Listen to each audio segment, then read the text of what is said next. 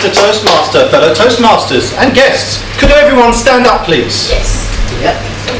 That's everyone, stand up. And could you raise your hands like this? And go like this, as fast as you can. Come on, quick, quick, quick, quick, quick. Very good. And then one leg. Now on the other leg. Okay, very good.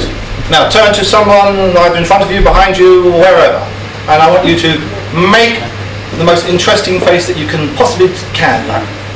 Open your face and just make a face. Smile. Frown. Excellent. Back to me. Can everyone laugh out as loud as you possibly can, please? Someone's not laughing. Come on, everyone, laugh as you go. Please sit down. Fellow Toastmasters and welcome guests, thank you so much. You have helped me to achieve the objectives of my speech. The title was Make Them Laugh. And I'm not a funny man, but you laughed. Thank you. When I was thinking about writing this speech, I was so nervous. I was walking up and down, pacing forwards and backwards, in and out, thinking, what can I do? How can I speak? So I thought to myself, make them laugh. And they did. The rest of it's going to be easy. So, for the rest of my speech, I'd like to tell you a story, or maybe two, or maybe three, that I hope will make you laugh. The first story is all about the origins of a very well-known four-letter word. You can start to think about what that four-letter word might be. Many years ago, they used to transport manure by boat. This is the days of wooden boats, so you can imagine, damp.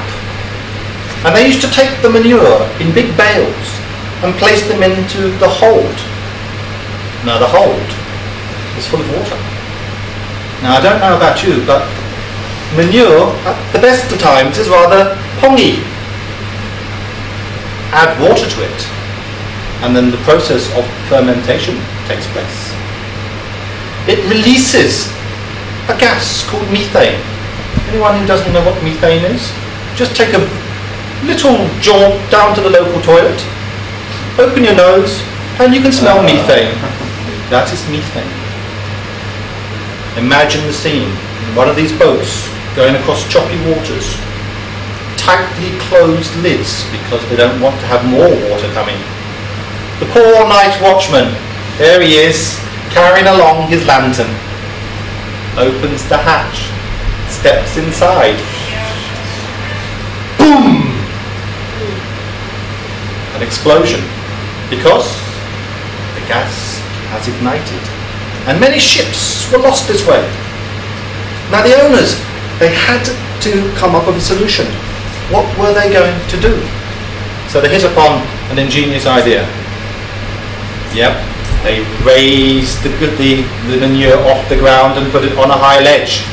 And they got a label, and they wrote the following four words: store high in transit. Take a moment, fellow Toastmasters, to think about the first letter of those four words. Store high in transit. Got the words? Got it? Yeah. You sure? You know what it means? That's the origin, apparently, of that word. No, I will not say what the word is. I let it down to imagination. I work in IT, and we deal with people's computers going wrong. And they go wrong on a regular basis. And they call up people like me and others to say, come fix my computer.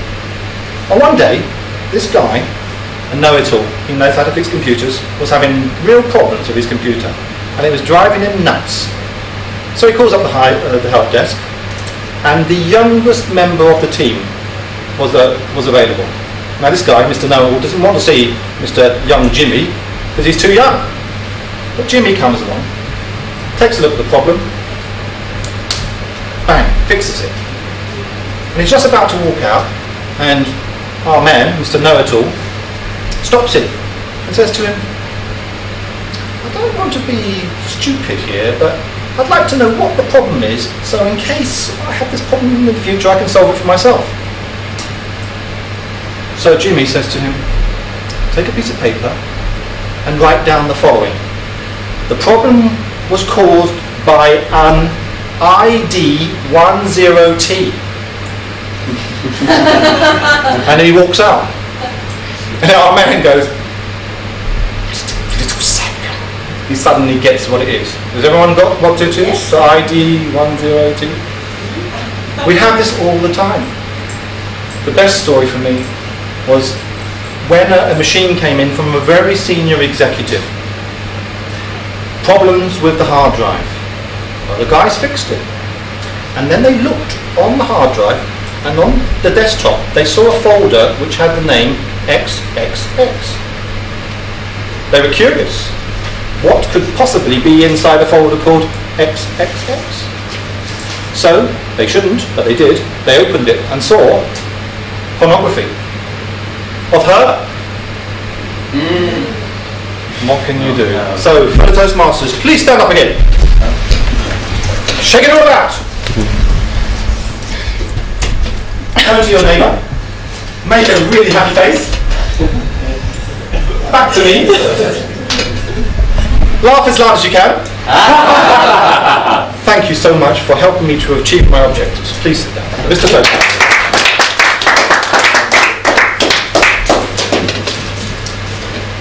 1 minute on the clock to vote, not to vote.